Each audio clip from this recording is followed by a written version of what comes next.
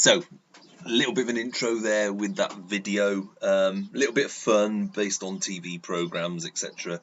But has a serious note when we start looking at this session about cross-team working, and we'll particularly focus on conflict management a little bit later on. But seriousness, it was emphasising the point that whether you're working on a project or anything, sometimes people can think that the stakes are high, that's all pass or fail, or that they're a risk or a promotion based on them, and you can't avoid these situations, but what we can try and do is de-escalate them. It gave some tips. It talked about talking, engaging, and it's simple but often not done. It talks about identifying points of compromise, and making sure it's based on the project, not on personal aspects. Developing a plan and finding common ground that we can work on. We'll talk about that when we talk about cross-functional teams. It talks about understanding relationships and building rapport, and we'll talk about that in conflict management. And it talks about, if you're a supervisor, about leading and resolving things and not letting them fester, and that's absolutely key. And then it talks about the what is in it for me factor, and about getting to know people's motivation.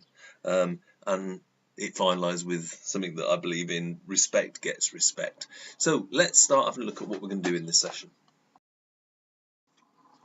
So aims for this session: understand cross-team working, understand the importance of emotional intelligence in the workplace, and we've already talked about emotional intelligence in 314, 315, and understand the importance of conflict management in the workplace. So by the end of this session, you should be able to explain the benefits and challenges of cross-team working, describe how to build relationships across teams to achieve organisational objectives, define emotional intelligence, explain the importance of emotional intelligence in the workplace, explain the importance of conflict management, and describe a range of conflict management models.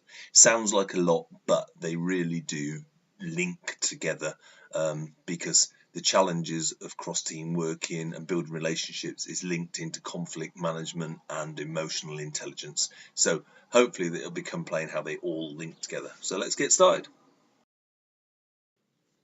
So before we start looking at the bits and pieces around cross-functional teams, let's first establish what they are. In most business settings, you can have permanent teams where members work with each other all the time on regular, everyday issues. But every so often, they'll need to collaborate with other departments to tackle certain events.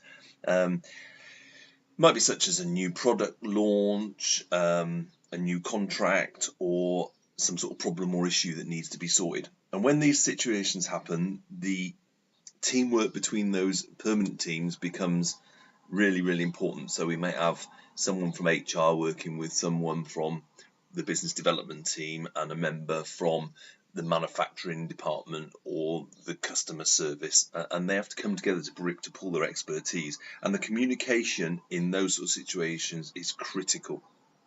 So things that we need to be careful of, and some of the key features are that there's a common goal for the team, but we recognise that each of those people has individual objectives for their normal daily tasks that they have to do, and part of that will be the basis of the authority and the priority. So who's in charge, the member of the cross-functional team or their team leader, and which is their priorities. And we just need to be key that people are aware and that they're able to deal with that, because it does bring some benefits in that it'll bring cooperation and pollination of ideas and understanding, because we've got expertise from lots of different teams involved, which helps to give us those ideas and to bring together, and that's why we have these cross-functional teams, so that they can bring their different perspectives to it. And also, one of the benefits it does is it builds redundancy, because people start to understand about different areas of the business and start to be able to think that they can cover for different parts and things that are going on, so their knowledge is built up, which builds redundancy into the team. So cross-functional teams can be very important, but they bring with them some challenges, and we'll have a look at those next. So many factors we've got to consider there. So what are the challenges with relationships and the management of cross-functional teams when they're working together? Well, it will depend on the individual, the situation, the environment you're in, but let's consider that people could be happy in their role with a great team working relationship. So joining that new team or being put into that new challenge could present factors and things that people aren't comfortable with for the individual and perhaps for the manager or the leader of that team. So let's have a look at some of those potential issues. So first of all, there's the potential for conflict with people's different perspectives, values, beliefs, work ethics. People have got used to a situation they're in, and they've been through that forming, norming, storming part of building the team and building the relationship and understanding their role, and now it's probably all going to be messed up, and they may need to go through all that all again.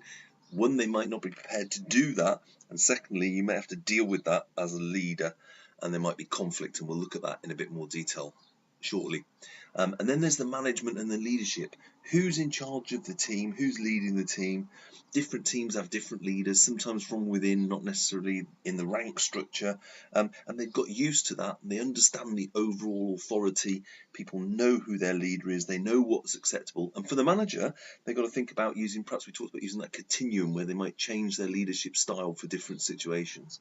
And then finally, there's recognition and understanding. Do the people recognise or understand what the other people's skills, expertise are? Do they know what their role is in this new cross-functional team? All these things can start to cause problems. And all those things can lead to increased stress, conflict especially, but all of those things can then lead to stresses that can build up. And things can cause anxiety about your own self, your needs. There's protectionism of your role and your team and your leaders, starting to feel if you're going to be replaced, and your security. So it can be quite a challenge, and it is an issue that we need to concentrate on when we're managing cross-functional teams.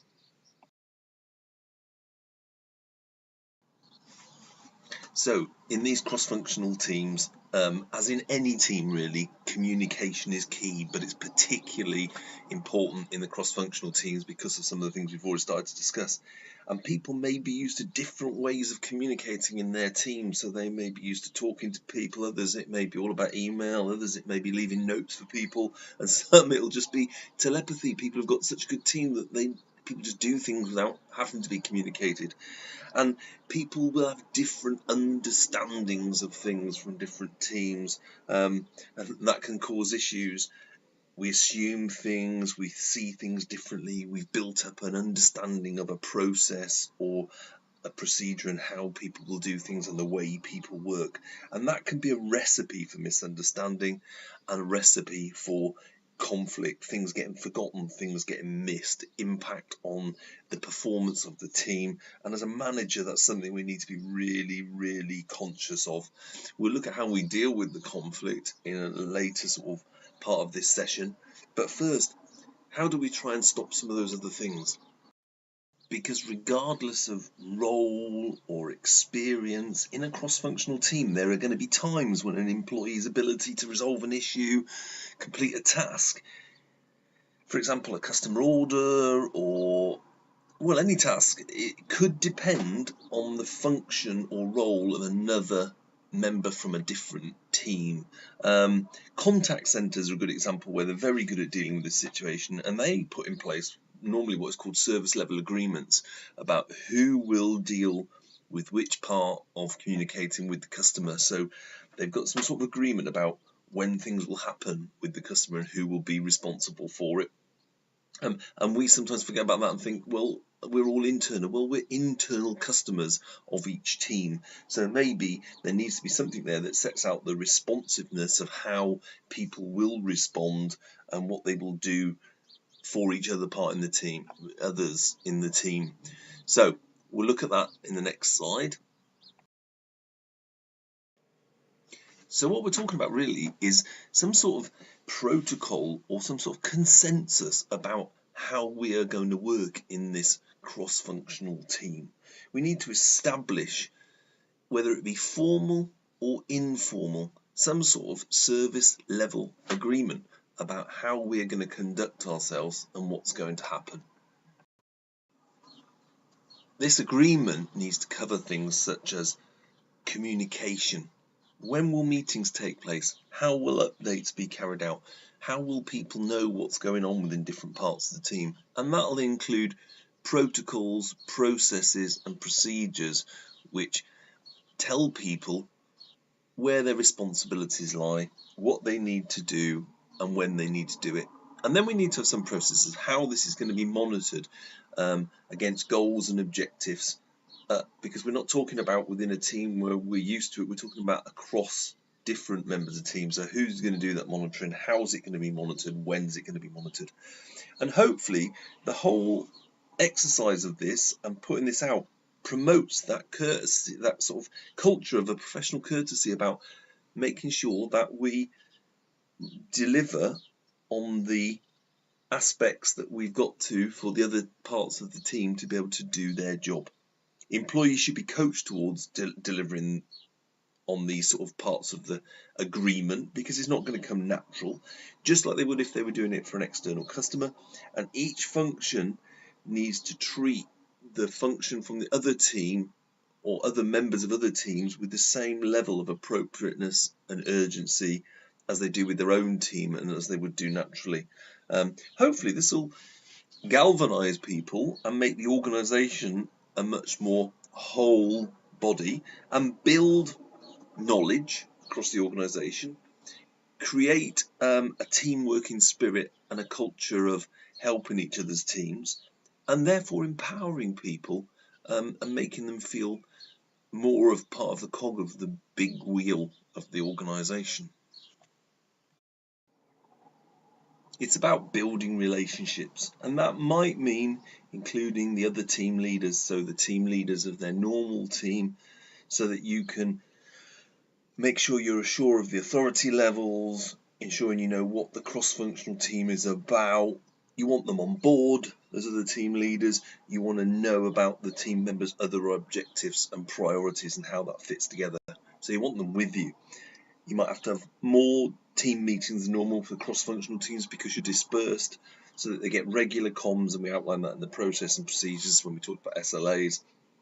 And then you'll have to ensure that those comms are effective and that people understand what's going on. And it's about empowering your team. And how do we do that? There are some key steps to empowering a team, and emotional intelligence will be important. We've talked about that in Unit 3, 1, 4, 3, and 5, and we'll touch back on that again. But some steps we can follow, some things we can do. We can share the vision, overall aim and goal. What are they part of? What is their part to play in meeting the success in this extra team that they're involved in? It's different than what they're normally involved in. They've been in that process, so this is a slightly different process, so we need to make sure we share that vision and plot it out for them and let them know where they go. And it's about communicating openly, asking questions and listening, having an open door policy so that people feel they can come and tell you things, they can discuss issues, because you can't monitor it like you normally can because you're not with them every single day.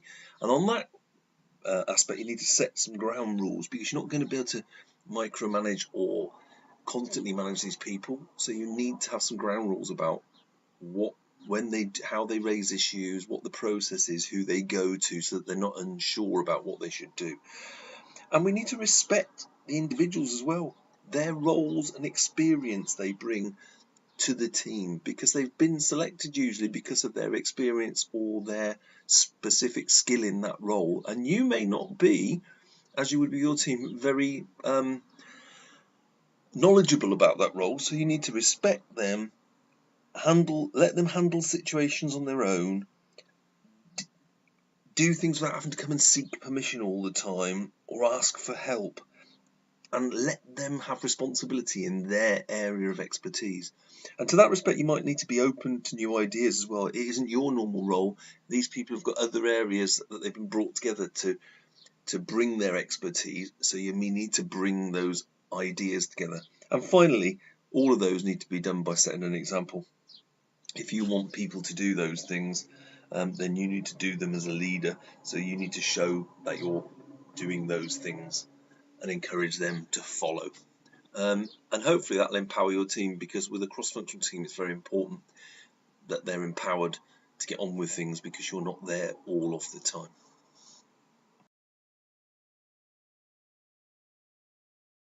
So we'd already mentioned it in Unit 314, 315 when we talked about our self-awareness and management of our self, and we've just mentioned it again when we're talking about managing cross-functional teams. Use of emotional intelligence in the workplace is absolutely critical. In 314, 315, we defined emotional intelligence as the ability to identify and manage our own emotions and the emotions of others, harnessing those emotions, applying them to tasks and thinking about them when we're managing people, problem solving, regulating our own emotions, and then making sure that we link in with other people so that we're cheering them up or calming them down at the right times. We talked about it being the ability to use our emotional knowledge of ourselves and others to inform choices. So as we've got on the screen there, own and others' emotions and being aware and being able to apply them in the right place. And then later on in 314, 315, we looked at some common theories around emotional intelligence. We first examined Goldman, which talked about 4 domains: self-awareness, self-management, social awareness and social skills, and there was a 5th added later on of motivation. We then moved on and looked at Salovey and Mayer, and they proposed that it was a cognitive mental skill that we possess linked to general intelligence, and that there were 4 different abilities, and they were perception of emotions, emotional facilitation, understanding emotions, and the management of our emotions. And finally we looked at Petridis and Furnham, and they talked about it being a trait model, suggesting that it was not an intelligence, that it was a natural trait or a facet that we all possess at different levels, and there were 15 distinct components, things such as adaptability, emotional expression, impulsiveness, empathy, and some others. But we note that from there that differing in opinions on the way it appears, but actually it's still very, very important, whichever model you look at, that we need to be aware of our emotions and aware of the effect it has on other people, and that we're not all the same. Because the impacts, if we are not recognizing our emotional intelligence, not recognizing and managing our emotions, knowing our triggers, recognizing that our emotions have an impact on others. Remember, we looked at Batari's box: my attitude affects my behavior, affects your attitude, etc., etc. If we're not being self-aware, then the impact can be dramatic on stakeholders. And we talked about in the first session of this unit what stakeholders are. So that can be customers, it can be staff, those internal stakeholders. If we're not using our emotional intelligence, then we could have a situation where people don't want to work for us, they're not involved with us, they feel detached from us. We certainly won't get them empowered, engaged and wanting to work with us.